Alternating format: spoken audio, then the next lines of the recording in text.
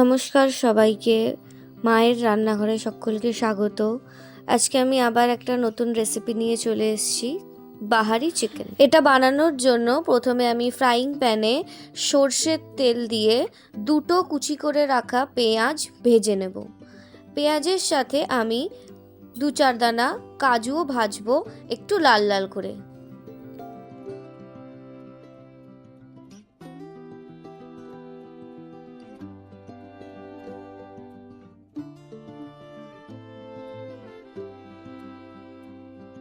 দেখুন এই পর্যায়ে আমার কাজু আর পেঁয়াজ দুটোই লাল লাল করে ভাজা হয়ে গেছে।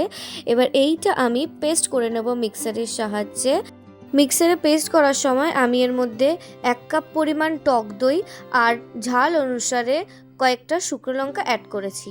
আপনারা চাইলে শুকনো লঙ্কাটা স্কিপ করতে পারেন। এবার দেখুন এখানে আমি চিকেনটাকে আগের থেকে ম্যারিনেট করে রেখেছিলাম 1/2 কাপ টক দই, একটু হলুদ গুঁড়ো, পরিমাণ মতো লবণ, লঙ্কার গুঁড়ো আর ব্ল্যাক পেপার দিয়ে। এবার এই চিকেনটাকে আমি রিফাইন্ড অয়েলে দুপাশ লাল লাল করে ভেজে নেব।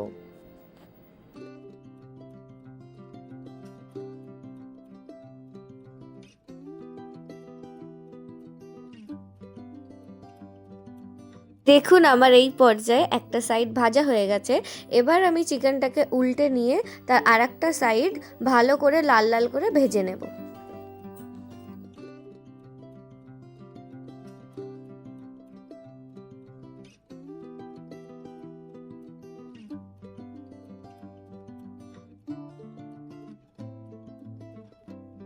দেখুন এই পর্যায়ে আমার কত সুন্দর লাল লাল করে চিকেনটা ভাজা হয়ে গেছে। এবার আমি এটাকে তুলে রাখবো। চিকেন ভাজার পরে ফ্রাইং প্যানে যে তেলটা ছিল সেটার মধ্যেই আমি তেজপাতা, গোটা জিরে ফোড়ন দিয়ে নেব। তারপর আমি এর মধ্যে অ্যাড করব আদা রসুনের পেস্টটাকে আমি ভালো করে মিক্স করে নেব।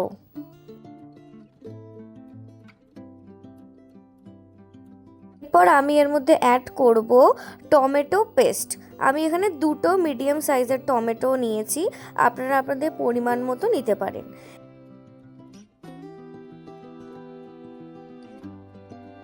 ভালো করে মিক্স হয়ে গেলে আমি এর মধ্যে অ্যাড করব হলুদ গুঁড়ো, পরিমাণ মতো লবণ, ধনে গুঁড়ো আর জিরে গুঁড়ো। তারপরে আমি মশলার সাথে এটাকে ভালো করে মিক্স করে নেব।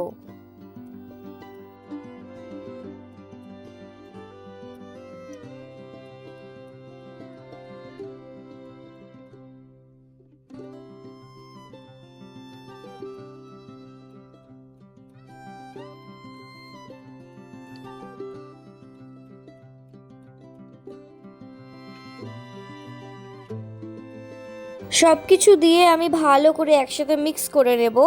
মিক্স করে নেওয়ার পরে আমি এর মধ্যে অ্যাড করব ভেজে রাখা চিকেন।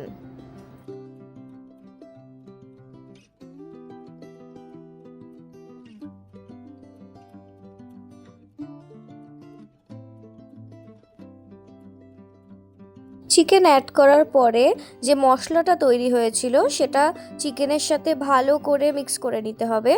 এরপরে আমি চিকেনটাকে লো ফ্লেমে একটু কষাবো যাতে মশলার থেকে তেল ছেড়ে যায়। দেখুন এই পর্যায়ে মশলা থেকে কিছুটা তেল বেরিয়ে গেছে। এবার আমি এর মধ্যে অ্যাড করব মিক্সারে যে আপনারা আপনাদের গ্রেভির পরিমাণ অনুযায়ী জল অ্যাড করতে পারেন। দেখুন আমি মিক্সারে বাটিটা আছে সেটা থেকে এক্সেস মশলাটা নেওয়ার জন্য ওটার মধ্যেই জল অ্যাড করে আমি এর মধ্যে জলটা আমার পরিমাণ মতো দিয়েছি। তারপরে সব কিছু ভালো করে মিক্স করে নেওয়ার পরে এটা আমি লো ফ্লেমে 15 থেকে 20 মিনিট ঢাকা দিয়ে রাখবো।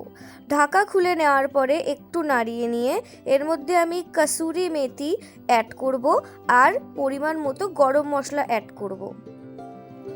সব কিছু দিয়ে আমি আবারও ভালোভাবে একটু মিক্স করে নেব। দেখুন এই পর্যায়ে আমাদের চিকেনটা কিন্তু পুরোটাই সেদ্ধ হয়ে গেছে। মিক্স করে নেওয়ার পরে 5 মিনিট একটু লো ফ্লেমে এটাকে হতে দিয়ে আমি এটা সার্ভ করব যে কোনো রুটি, পরোটা, নান বা তন্দুরির সাথে। আজকের রেসিপিটা কেমন লাগলো অবশ্যই জানাবেন। ভালো লাগলে লাইক, কমেন্ট আর সাবস্ক্রাইব করে দেবেন। ধন্যবাদ।